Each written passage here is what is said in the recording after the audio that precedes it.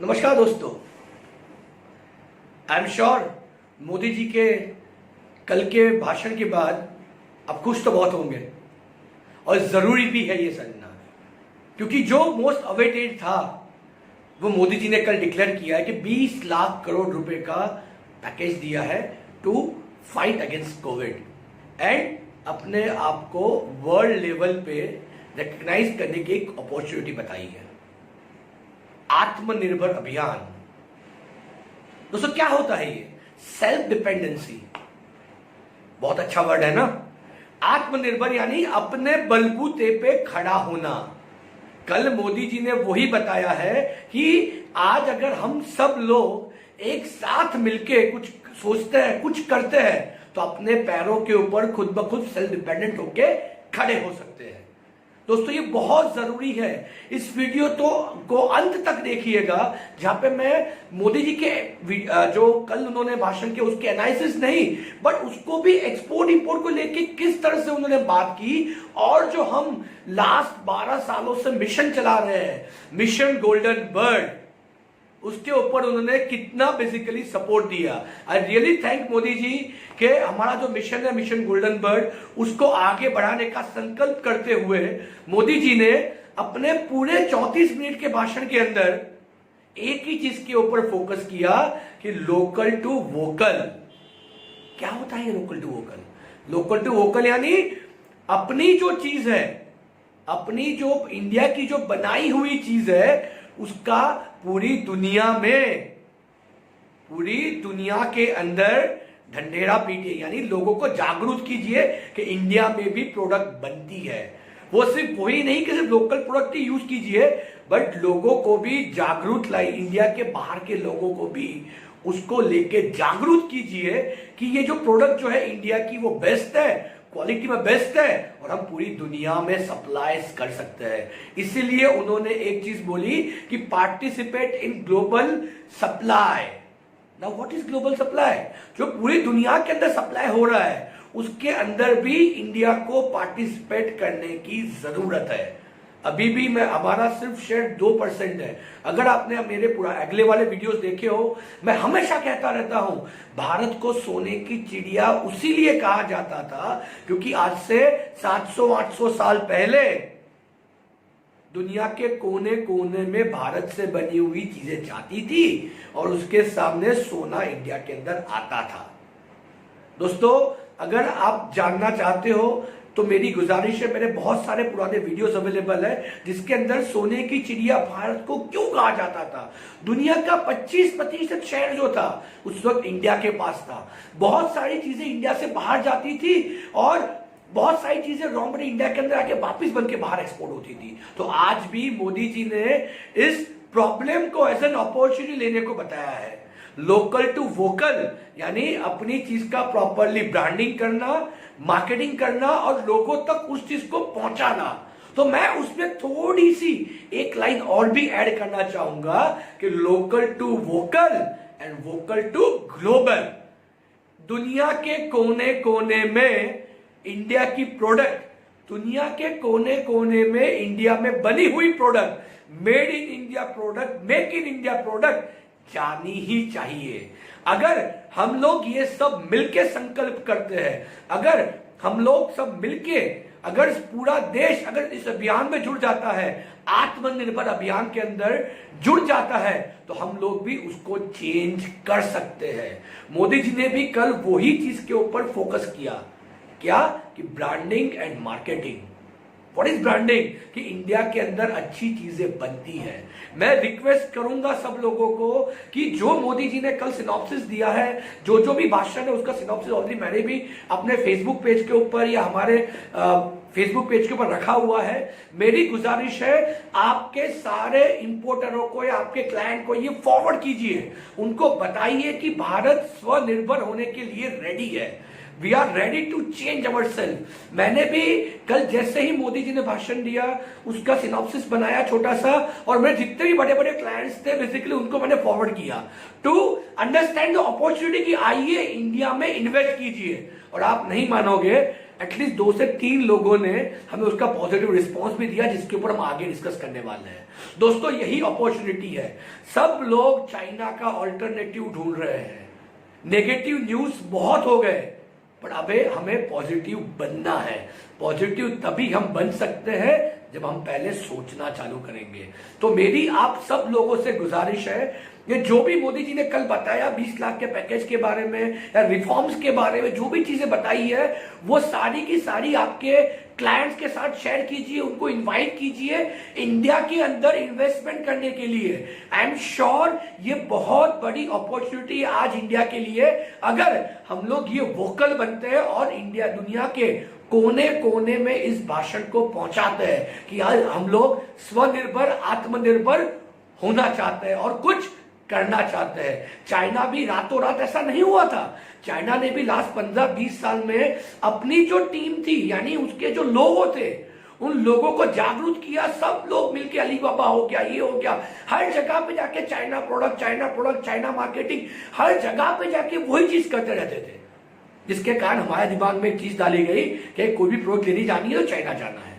तो वो अगले 5 साल में हम लोग कर ही सकते हैं और हमारा लीडर ये खुद प्रमोट कर रहा है, तो इससे अच्छी कोई चीज हो ही नहीं सकती। तो दोस्तों मेरी आप सब लोगों से गुजारिश है, export import is the best opportunity, क्योंकि ग्लोबल सप्लाई चेन का अगर पार्ट लेना है तो उसके बारे में प्रॉपरली जानना भी जरूरी है और प्रॉपरली मार्केटिंग और प्रॉपरली ब्रांडिंग करना भी उतना ही जरूरी है। तो बहुत अच्छी अपॉर्चुनिटी मिली है चाइना का आज ऑल्टरनेटिव बनने के लिए, और भारत के जो सुनहरे दिन थे, जिसको हम लोग गोल्डन बर्ड भी कहते हैं, राइट, इसीलिए हमने भी जब IIIM ने 12 साल पहले लोगों को एक्सपोर्ट इंपोर्ट को लेकर जागरूक करने का मिशन जब चालू किया, उसका नाम दिया था हमने मिशन गोल्डन बर्ड। और मैं मान रहा हूं आज 12 साल की अथाक मेहनत के बाद, अथाक परिश्रम के बाद आज ये अपॉर्चुनिटी मिली है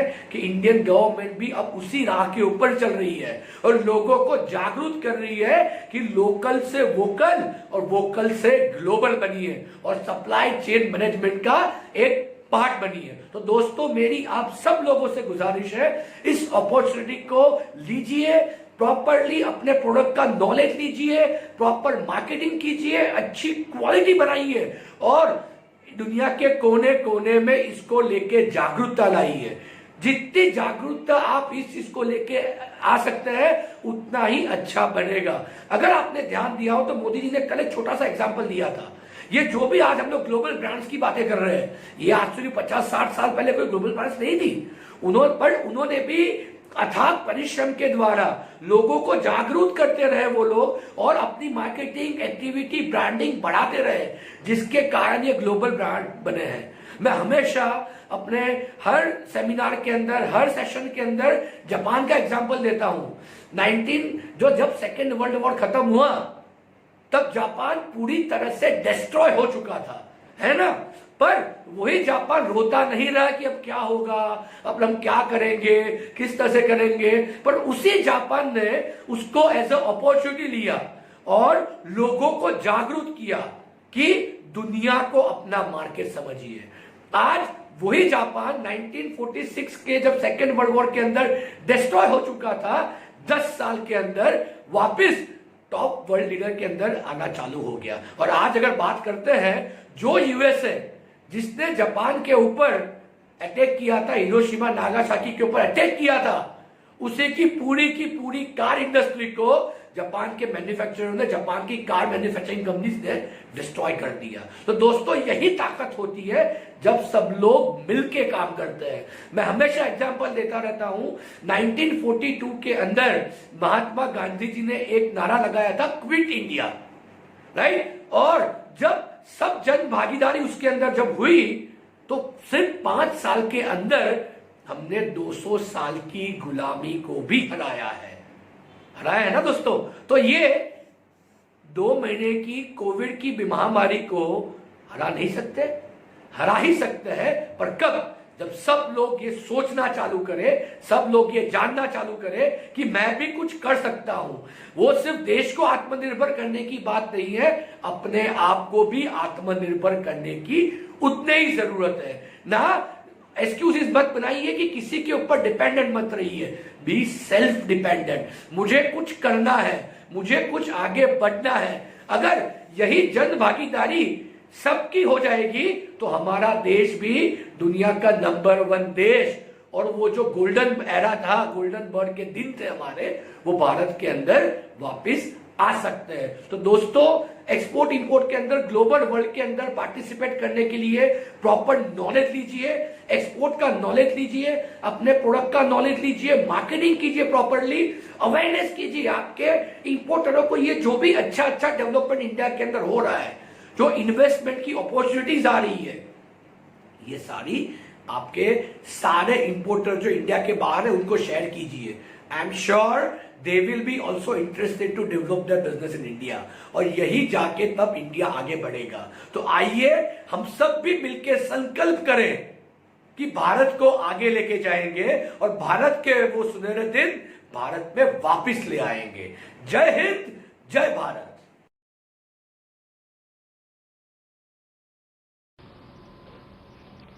The next of the MSME linked steps that we are taking, this is the third. There is a fund of fund being created for infusing about 50,000 crore as equity into the MSMEs. This will benefit those MSMEs who have the potential and who are viable. So we spoke about those who are standard, we spoke about those who are NPAs and stressed. Now I'm talking about MSMEs who may be doing viable business and who needs hand-holding because of the situation thanks to the COVID. So this fund of fund, with a corpus of 10,000 crores, through mother fund and daughter fund framework, will be able to provide the growth potential MSMEs greater support, and this we think will help MSMEs to expand their capacities, and this will also encourage them eventually to get listed in the markets which they can choose.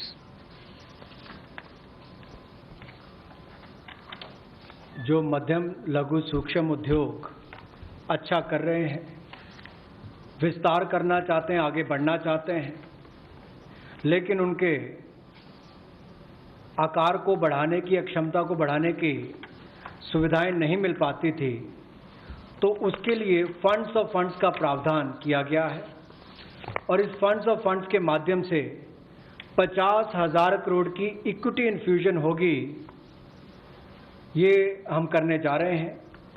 इससे इन सभी अच्छा काम करने वाले मध्यम लघु सूक्ष्म उद्योगों को अपना आकार और क्षमता बढ़ाने का अवसर मिलेगा।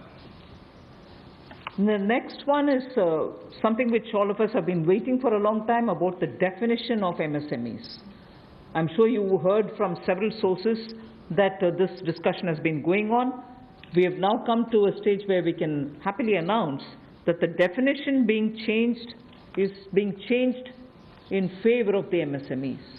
Because there was always this fear in very successful MSMEs also, that if they outgrow the size of what is defined as an MSME, they lose the benefits that they get as an MSME itself.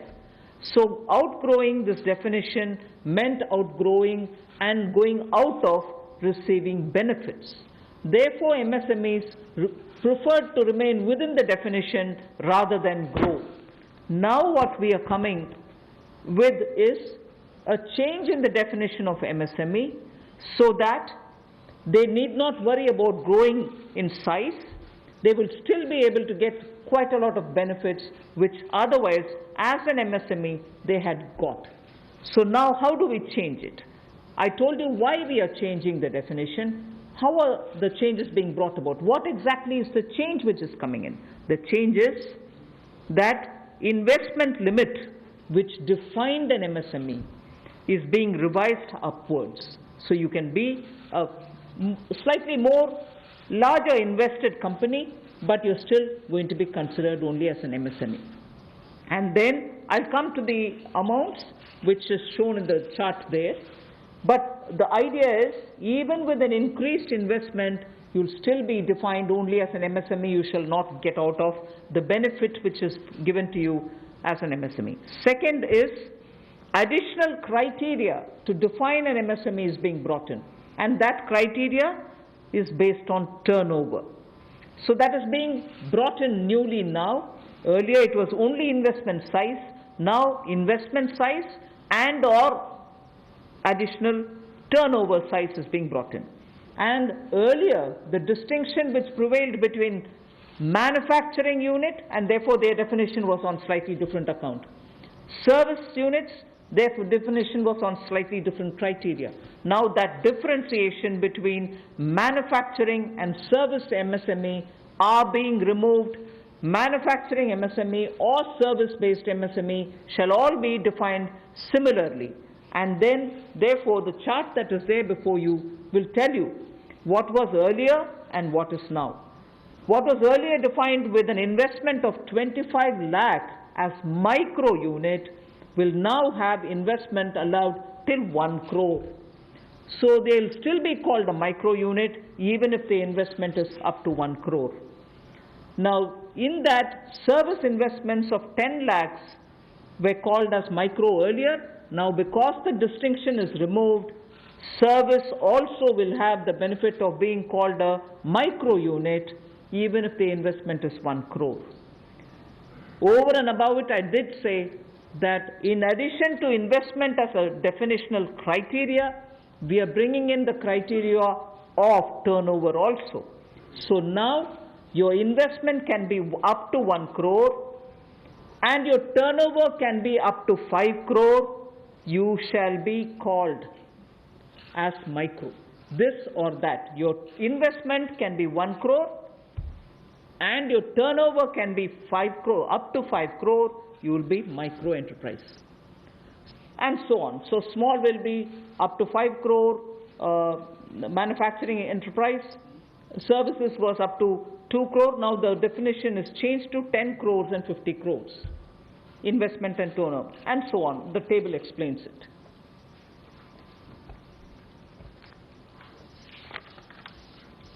सूक्ष्म लघु मध्यम उद्योग में इसकी परिभाषा में कम दहलीज होने के कारण ये लगातार संकट रहता था कि अगर हम इससे बाहर जाएंगे तो हमें जो हमारे बेनिफिट्स मिलते हैं, लाभ मिलते हैं, उससे हाथ धोना पड़ेगा। और यही कारण था कि हमारे कुटीर सूक्ष्म लघु उद्योग कभी बड़ा बनने का सपना नहीं देखते थे, और सपना देखते भी थे तो ये जो सीमा इसके लिए रखी गई थी, कम दहलीज थी, इसके कारण ये बड़े नहीं हो पाते थे। और कहीं ना कहीं जो आज कंपटीशन है उसमें फिर ये बहुत पीछे रह जाते थे। वर्षों लंबित मांग है, वर्षों से मैं सुनता आ रहा हूं, चौथी बार एमपी बन गया, कब से शुरू हो रही, आज तक वही मांग है। मैं धन्यवादी हूं प्रधानमंत्री मोदी जी ने इस पर यह कदम उठाने के लिए कहा है। और जो पहले क्राइटेरिया था कि मैन्युफैक्चरिंग यूनिट जो है वो 25 लाख से कम इन्वेस्टमेंट की होगी तो माइक्रो में आएगा, और सर्विस एंटरप्राइजेज जो थी वो 10 लाख तक की अगर उसने इन्वेस्टमेंट की होगी तो माइक्रो में आएगा। अब इसमें एक बदलाव किया गया है कि निवेश की लिमिट को तो बढ़ाया गया है, साथ में कारोबार को भी जोड़ा गया कि आपने व्यवसाय या कारोबार कितना उस वर्ष में किया है। तो इसको इन्वेस्टमेंट को बढ़ाकर माइक्रो के लिए 25 लाख से बढ़ाकर 1 करोड़ तक की जो इन्वेस्टमेंट करेगा वो माइक्रो यूनिट कहलाएगा। और ये मैन्युफैक्चरिंग और सर्विसेज दोनों के लिए एक ही क्राइटेरिया रहेगा, तो सर्विस सेक्टर को भी माइक्रो में आने का लाभ मिला है। तो 1 करोड़ से कम निवेश करने वाले को माइक्रो इंडस्ट्री में जो 5 करोड़ तक का व्यापार कारोबार करेगा उसको माइक्रो कहा जाएगा। स्मॉल वाले के लिए 10 करोड़ तक का निवेश और 50 करोड़ तक का कारोबार करने का प्रावधान, और मीडियम जो है उसमें 20 करोड़ तक का निवेश और 100 करोड़ तक की टर्नओवर। तो आप कल्पना कीजिए कि कल तक जो शायद मीडियम वाले के लिए आता था वो आज आपके स्मॉल वाले के लिए भी उससे बेहतर ऑप्शंस आकर खड़ी हो गई। तो इससे हमारे कुटीर, सूक्ष्म, लघु, मध्यम उद्योग को बहुत बल मिलने वाला है। एक और बैंकों का हाथ पकड़ना, पैसा देना, दूसरी तरफ से डेफिनेशन चेंज करके उनके आकार और क्षमता को बढ़ाने का अवसर देना, ये अपने आप में क्रांतिकारी कदम इस दिशा में लिया गया है। I move to the fifth step in the MSMEs. I said total 6 measures have been are getting announced today. Of the 6, the fifth one is that for government procurement, tenders up to 200 crores will no longer be on global tender route, meaning global tenders will be disallowed in government procurement for tenders up to 200 crores. Why is this being done? Majority of the MSMEs in India were unable to supply those big mother units, as you may call, big, large companies, who they were serving all the while. Suddenly the conditions became, based on the global tenders, unmatchable by our MSMEs. So they were disqualified from supplying to companies for whom they actually grew as ancillary units. As a result, many of our MSMEs were not anymore able to participate in supplying products to many of these large units. So by bringing this condition now, we are saying for global tenders worth 200 crores or less, particularly for government procurement, they need not be global tenders at all. So this will make MSMEs do their business with a lot more confidence and carry on with it. Self-reliant India will also then be able to serve Make in India, because small units can now be participant in government purchases.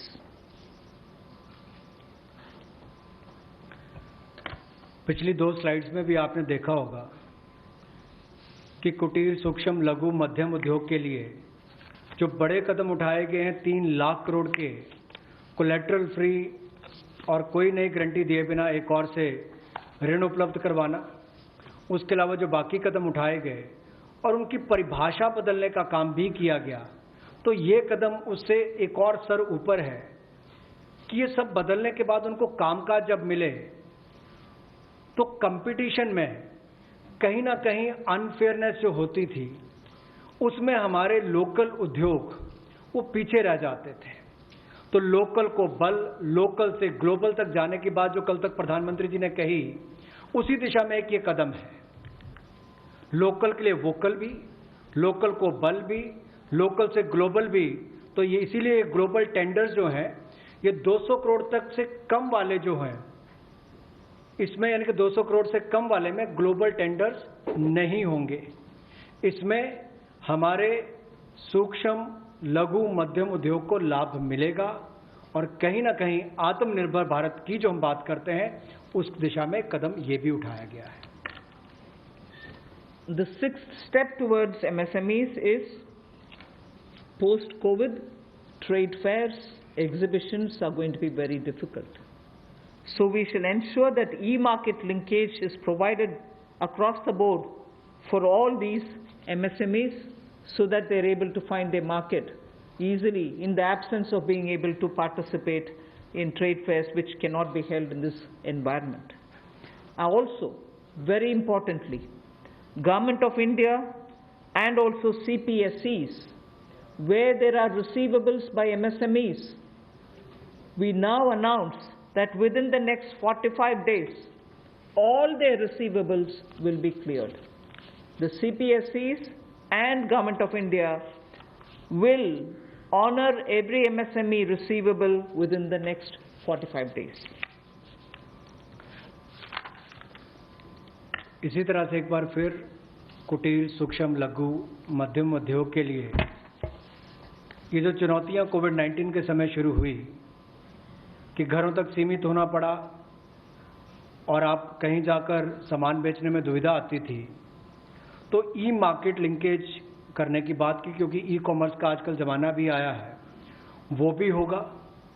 और इसके अलावा व्यापार मेलों में कैसे वो involve हो सके, उनका शामिल होना हो, प्रदर्शनियों में उनकी पार्टिसिपेशन हो सके, इसके लिए कदम उठाए जाएंगे।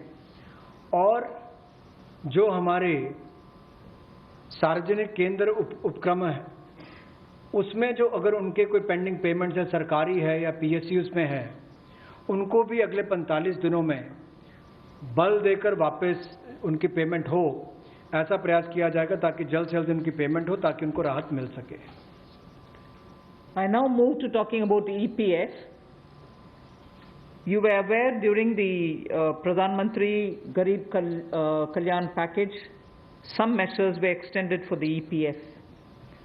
In that, we had said units which have 100 workers, 90% of whom are earning less than 15,000 rupees, will be able to draw from their EPF from the funds because they needed money in their hands. We have now, and for the 3 months, the payment of EPF also was given relaxation.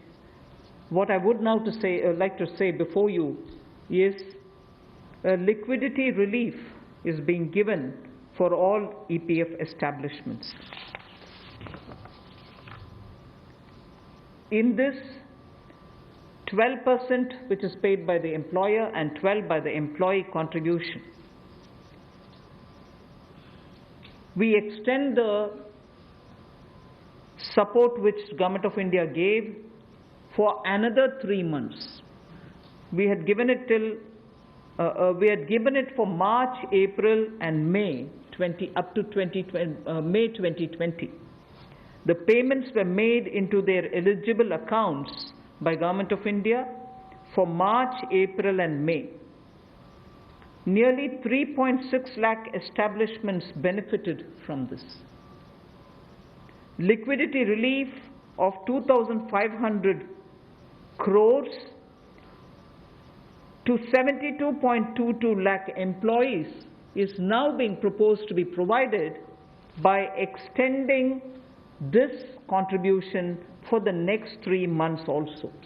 June, July, and August 2020, the EPF contribution will be paid by Government of India, and this shall provide 2,500 crore liquidity support. So what was given earlier for March, April, and May is now being extended for another 3 months, which will be June, July, and August, and therefore we shall be infusing 2,500 crore liquidity, and 72.22 lakh employees will benefit from it. 1,70,000 crore के प्रधानमंत्री गरीब कल्याण package में एक सुविधा दी गई थी कि EPF जो है, प्रोविडेंट फंड जो है, वो 12% जो कर्मचारी उसका भी और जो नौकरी देने वाला उसका भी 12% भारत सरकार देगी।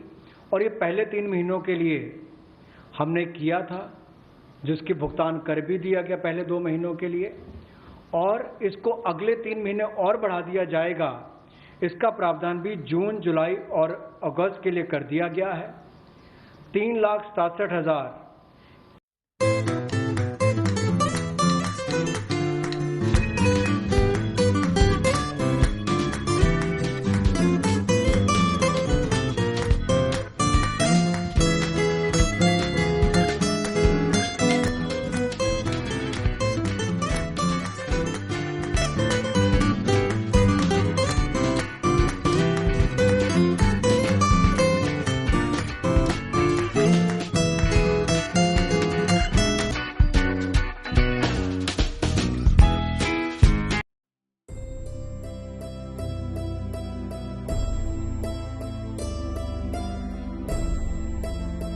लोकल के लिए वोकल बनना है। इस कठिन समय में हम दोस्तों के जहन में एक बात आई, दिल में थी जो बात अब साथ देगी जुबान भी, और जीतेगा हिंदुस्तान जान भी जहान भी। बीमारी अच्छों को बिस्तर पर डाल देती है, पर किस्मत हमेशा एक मौका और देती है। दिल उठ खड़ा होना आसान होगा अगर हम साथ हैं, और हमारे बच्चों का फ्यूचर हमारे हाथ है। खरीदा खाया तो घर का पैसा जाएगा। प्याज बिना स्वराज नहीं आएगा। मार्केटिंग, फाइनेंस, इकोनॉमिक्स तुमने खूब है पढ़ा। अब अपने अंदर के चाणक्य को जाना। ऑनलाइन शॉपिंग थोड़ी इंटरेस्टिंग है, बट शर्मा जी की दुकान का टाइम बहुत टेस्टी है। कपड़े, मोबाइल, दवाई, ऑफर्स की लागत से ऊपर उठना होगा, नहीं तो जमीन पर देश का घुटना होगा। लंदन, अमेरिका, दुबई घूमने का तू शौकीन है। गोवा, मनाली, कुल्लू, उफ, अपना भारत भी कितना हसीन है।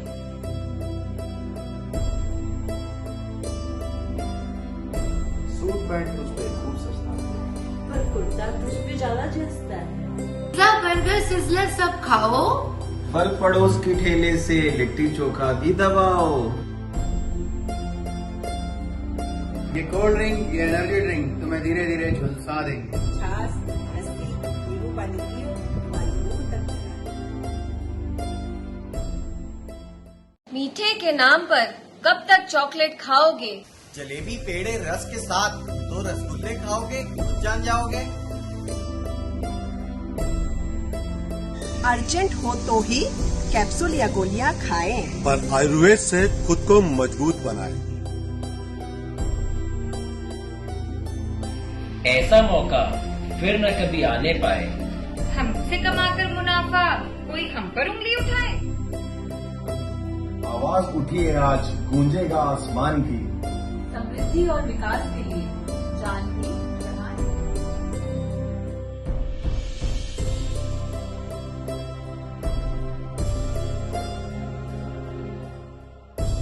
लोकल के लिए वोकल बनना है। न सिर्फ लोकल प्रोडक्ट्स खरीदने हैं, बल्कि उनका गर्व से प्रचार भी करना है।